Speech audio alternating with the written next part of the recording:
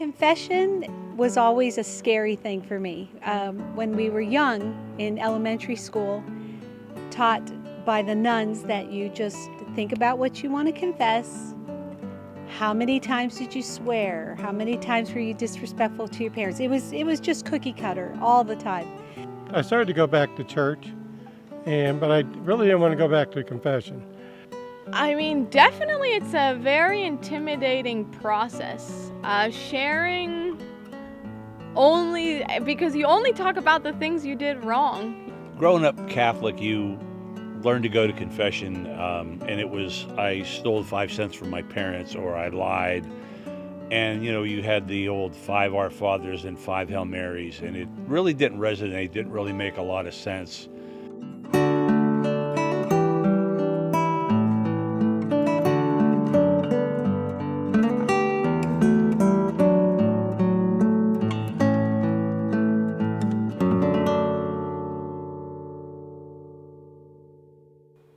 Hi, everyone, and welcome to today's talk, our third talk in our series, Healing Life's Hurts, Accepting God's Forgiveness, and this is part 3, Confession.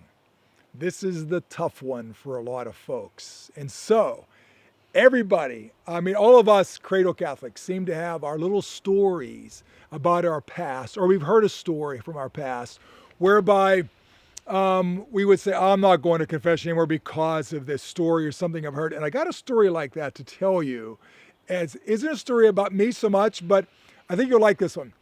I went to Assumption Grade School in Pittsburgh, and we used to get herded over to the church once a month to go to confession. And one little guy, 3rd grade. Now, God bless sister in 3rd grade. She was going through the 10 Commandments with us. And she told us about adultery. And she never told us what adultery was. So we weren't sure what it was, but we knew it was bad. It was really, really bad to commit adultery. We all knew that. But we didn't know what it was. And so one little boy thought adultery meant disobeying the adults. So, whenever those of us who were Cradle Catholics when we were kids, you would tell a sin that was kind of easy in the beginning. You tell a sin that was kind of a little one in the end, and then you put the big one in the middle. So you think the father would forget it. He wouldn't think about it at all. So, little boy, 3rd grade, we get herded over to confession. He goes in confession, bless me, Father, for I have sinned. And the first sin he says, I missed my nighttime prayers 3 times. I committed adultery 5 times. And thinking this is disobeying his parents. I committed adultery 5 times, and I fought with my brother once. That's all, Father. So the priest says, how old are you? He says, I'm in 3rd grade. He says, I don't think you committed adultery 5 times, and gives him a little penance, and off he goes. He never knew what adultery was till much, much later in his life. And yet here this little boy thinking this is the dark sin. I was really bad here. I committed adultery, disobeying my parents, and never really understood all of it. And so these kinds of stories sometimes are stories that have happened to us or happened to somebody we know that oftentimes make us say, I'm not doing that. There's a lot of people that don't go to confession because they had bad experiences.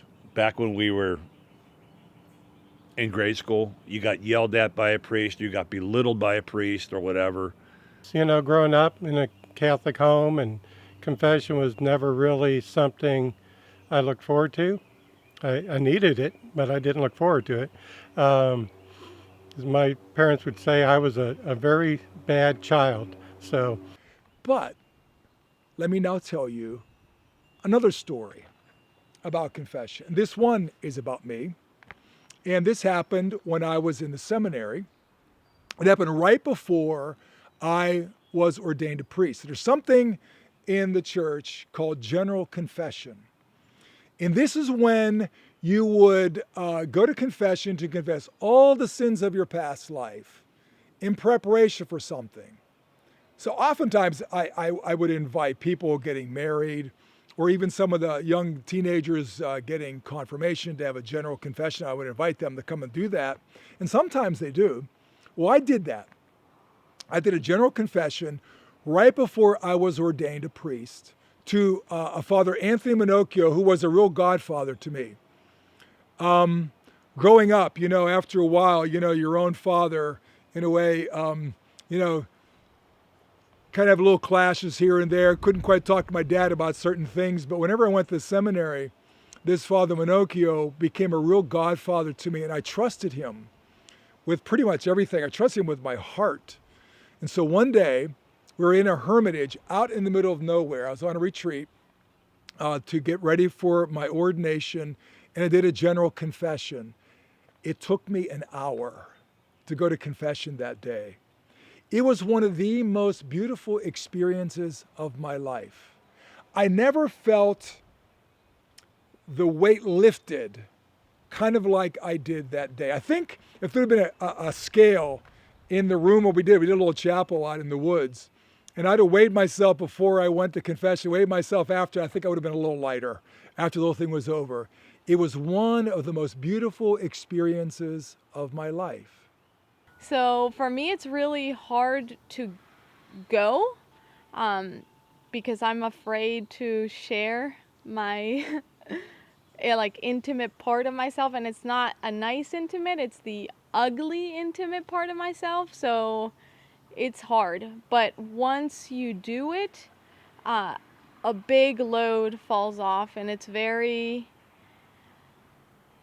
very nice. Like I say, I feel like a new person. I want to be better, and it's a new start. But once you go to confession, that load is definitely taken off your shoulders. It's a nice feeling. You don't have to walk around with it knowing that, oh, I did this and this. Honestly, I feel like they're intently listening, but praying for me at the same time, and digesting what I'm saying and talking to me afterwards. That's the most gratifying thing, is that other human being understands, I'm sure that they get that this was hard for me to do. So, given those things, the big question, or the big reason why people say to me they don't go to confession, is they say they go straight to God. Well, folks, we can't go straight to God. It's very unbiblical to go straight to God because we have to go through Jesus. Jesus, the one mediator between God and us. And Jesus, for some reason, became incarnate. He became one of us. So we can touch God. We can eat God. We can be with God. We can talk to God. We can have God listen to all of us as we speak to him. And it is our teaching, and by the way, this is one of the great reasons why I'm a Catholic, that we believe that the sacraments are the ongoing incarnation of Jesus Christ. That through the 7 sacraments, Jesus does the same thing through, with, and in the church that he did as he walked around the world a long time ago. And in the sacrament of reconciliation, it is Jesus who forgives us our sins the same way he did a long, long time ago. And so you might ask me, well, why is that? What is it unique about us human beings that make us need to work these kinds of things through this way? Well, I kind of think Freud had it right when he talked about psychoanalysis. It is important for you and I to be able to unload things, to talk to people with skin on. Let me explain it a different way if I can. I have alcoholism in my family, and I have had 2 brothers who are alcoholics. One of them eventually both of them stopped drinking. My one brother, and he's my oldest brother, is very much of a 12-stepper. And one time we were having a conversation. We were driving back from the airport. He was picking me up in the airport. We were driving back, and he said to me one time, you don't get sober unless you do step 1, step 2, step 3, which basically is, I can't, God can, I let him. Then he said to me, you don't stay sober until you do step 4 and step 5. Now, step 4, make a fearless moral inventory of ourselves, which simply means to do an examination of conscience, which we always claim is something that you do before you receive the sacrament of reconciliation. And then step 5, this is the important one. Admit to God, ourselves, and another human being the exact nature of our sins and faults. Most people are terrified of step 5 because they believe somehow if they share who they really are, even their sins and their faults, they'll certainly be rejected. But interestingly enough, in the sacrament of reconciliation, in my experience, that's when I really honor the person and I feel so close to them because there's such an intimacy about that. So in fact, what happens really is your isolation is destroyed. My feelings of all these things I drag around, when I share them with someone else with skin on, and in confession, what you're doing is the priest sits there. I'm Mark Bagley, I know that, but I represent Jesus Christ. So I'm the face of Christ and all that. So my isolation is destroyed. I break the cycle of isolation and I am set free. And so psychologically, human beings need to share our sins and our faults and our brokenness with someone else with skin on. And in the sacrament of reconciliation, that's Jesus. And so we go to Jesus in the sacrament of reconciliation, and he takes us to the Father in the forgiveness that comes to us from the Father through Jesus Christ. That's what's going on in simple terms. And the one thing that's important to know, there's a lot of people that'll say, you know what, I talk God, right to God. But when you put skin on it, when you talk to a priest, and that's Jesus. I mean, you're talking face to face with the Son of God, our brother. He's right there.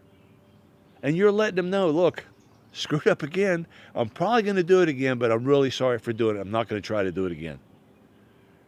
When I start confession, I feel very nervous because in the beginning, I know I'm talking to a priest. But as confession unfolds and it moves along, as they're saying the right words I need to hear, I truly believe I'm speaking to Jesus. So once that feeling begins, I start feeling an inner peace and being filled with God's grace, and by the end I feel amazing. So I hope that gives you a little bit of understanding of the sacrament, of how it has set me free.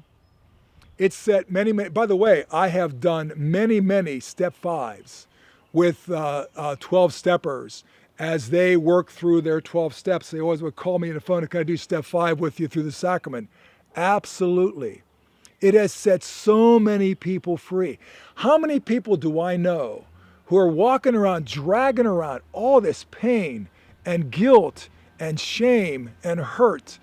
And if they would just simply allow God to take it and let it go. During confession, it's such a relief to give him my heart and bear it all. And when I was done, it was just like the sky opened. And I never really felt that concern ever again. It was just the fear and when you tell a priest you haven't been to confession in like 20, 30 years, I'm waiting for a response, but I got no response. It was like, oh, okay, take your time, I can help you out if you forgot a few of the lines, but it was a positive experience and one that, I look forward to, and it's one I encourage people to embrace. This journey has just been so phenomenal that why? Why do I carry it around? So I made a list. I made a list of things that I never confessed because you're kind of embarrassed about it. After I got done with my list, and I said, I needed to get all this off my chest. He said, burn that list. He said, it's over. And then when you think about that, it's over. I mean, Jesus is all forgiving. He's not that fire and brimstone Jesus that I remember from grade school or growing up in a Catholic school. I'm forgiven. It's clear. I'm golden again. I want you to realize, and this is really important to remember, this is not about judgment of you. This is about you receiving God's mercy. You're walking in there, you're already sorry. That's why you're there. God's mercy, not judgment. Especially judgment from the priest is what this is all about. So remember that. And sometimes people say things to me like, well, God can't forgive this sin. Oh, yes, he can. He can forgive all of our sins. So don't ever think that somehow you've ever committed the unforgivable sin. All sins can be forgiven by God. You're not going to shock us. You're not going to shock me. So come, bring it all, and let's lay it all down there, and so you never have to pick it up again. God's there, ready to forgive you for whatever your sins. And trust me, there's nothing you've done that hasn't been done by many, many before you. And there's nothing you're going to say that hasn't been heard many, many times by the priest. And they're not judgmental, and just want to help me to get over whatever issue it is, whatever sin I had, confess to them, and try to give me ways to overcome it in the future. Like, it's so nerve-wracking in the beginning, but then it really is an amazing feeling. Like, I feel like I'd come out with a halo every time. Like, I know you see it. If you do something bad, he's not going to judge you. We're supposed to make mistakes in life. It's not like we're perfect. So finally, let me offer you a couple quotes from the Catechism just to sort of get the idea of the beauty of this awesome sacrament. I'm reading from paragraph 1468 and 1469. The whole power of the sacrament of penance consists in restoring us to God's grace and joining us with Him in an intimate friendship with Jesus. The sacrament reconciles us with the church. Sin damages or even breaks fraternal communion. The sacrament of penance restores and repairs that. And then finally this. The forgiven penitent is reconciled with himself in his inmost being. Don't we all long to be reconciled with ourselves? Where he regains his innermost truth. That's a beautiful sentence. He is reconciled with his brothers and sisters, whom he has in some way offended and wounded. He is reconciled with the church. And he is reconciled with creation. Don't we all these days need to be reconciled with creation? God bless you. Hope that helped a little bit. I thank all the other folks for chiming in as we try to share about this awesome sacrament, this very misunderstood sacrament. And as we try to reconcile ourselves to God, one another, and also with ourselves. God bless you. Thanks for listening. And one day soon, I don't care how long it's been, maybe I can see you in the great sacrament of reconciliation. It's like that first step. You really need to take that first step and trust your instincts and trust that God has your back. He's going to basically be there when you fall. He's going to pick you up. But you got to ask for that grace. You got to ask for that forgiveness. And when you do, it will be there. You'll feel it. I can definitely say that if you go to confession, you'll feel a lot better, more sure of yourself, Like, the reward of confession is so great. So if you haven't done it, I 100% recommend it, because the feeling afterward is incredible. Like, you truly feel like a new person with God's grace. You're strong, you're amazing. You feel like a saint, you truly do. That's the one moment that you feel holy. So if you're not going to confession, man, I'm telling you what, go and let that crap go. Get it off your chest. It's great. He'll forgive you. I mean, he forgives us. And go. Just go.